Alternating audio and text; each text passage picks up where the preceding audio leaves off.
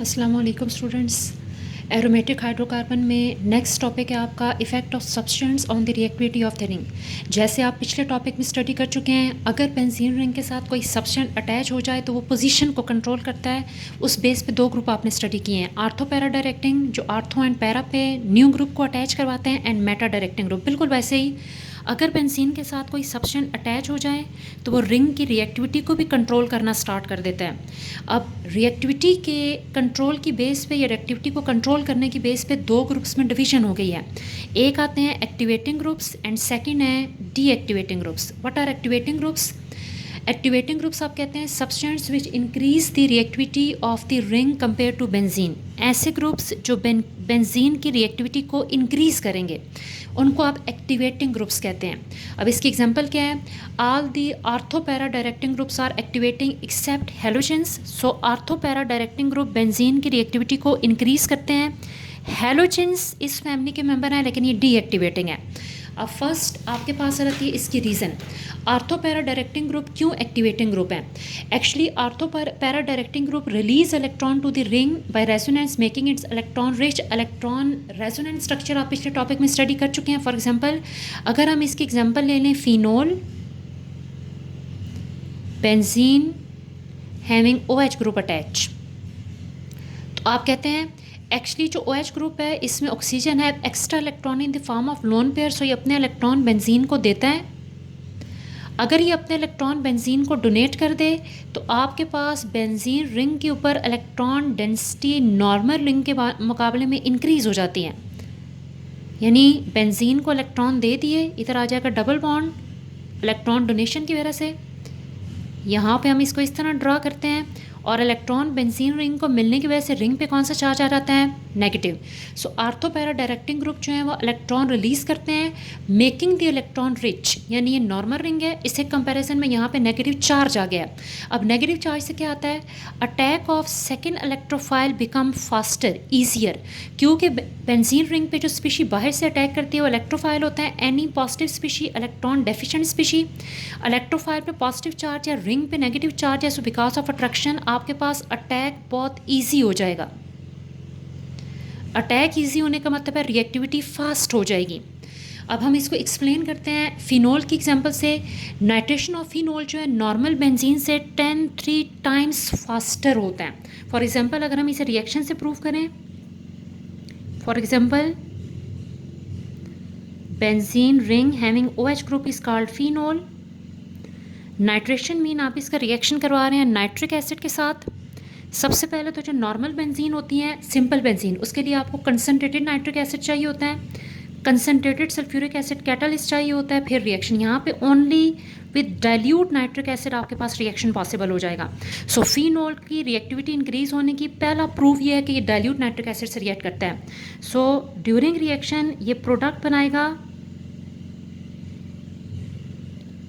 3 time reaction, पहले तो fast चलेगा और प्रोडक्ट बनेगी ortho nitrophenol, nitro group attached at ortho position, और इसके साथ सेकंड प्रोडक्ट बनती है para nitrophenol OH already attach substituent, new incoming substituent attach at para position.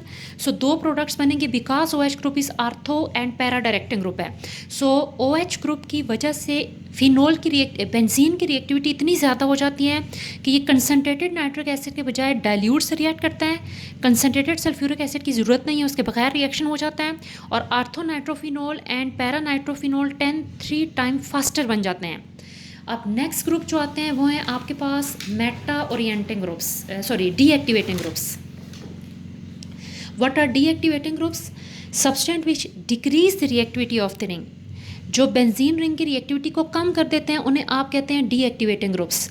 Meta directing group सारे डीएक्टिवेटिंग है। अब कल आपने मेटा डायरेक्टिंग ग्रुप की एग्जांपल्स पढ़ी थी, कार्बोक्सी ग्रुप आता है, फॉर्माइल ग्रुप आता है, इसके अलावा आपके पास नाइट्रो ग्रुप आता है। ये सारे मेटा डायरेक्टिंग है और ये सारे ग्रुप जो हैं वो डीएक्टिवेटिंग ग्रुप्स भी हैं। अब ये डीएक्टिवेटिंग क्यों है?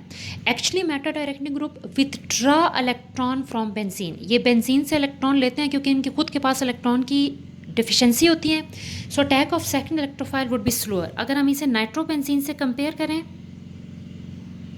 एक्सप्लेन करें, फॉर एग्जांपल नाइट्रोबेंजीन, नाइट्रोबेंजीन में नाइट्रोजन इलेक्ट्रॉन डेफिशिएंट है कि उसके साथ 2 इलेक्ट्रोनेगेटिव एटम है। सो अपनी डिफिशिएंसी को ये कैसे कंप्लीट करेगा? It take electron from benzene, ये बेंजीन से इलेक्ट्रॉन ले लेगा। अगर हम इसका स्ट्रक्चर ऐसे बनाएं तो इलेक्ट्रॉन लेने की वजह से बेंजीन पे कौन सा चार्ज आ जाएगा? Positive, deficiency of electron. बाहर से जिस स्पीशी ने अटैक करना है वो है भी electrophile, electrophile with electron deficient positive charge.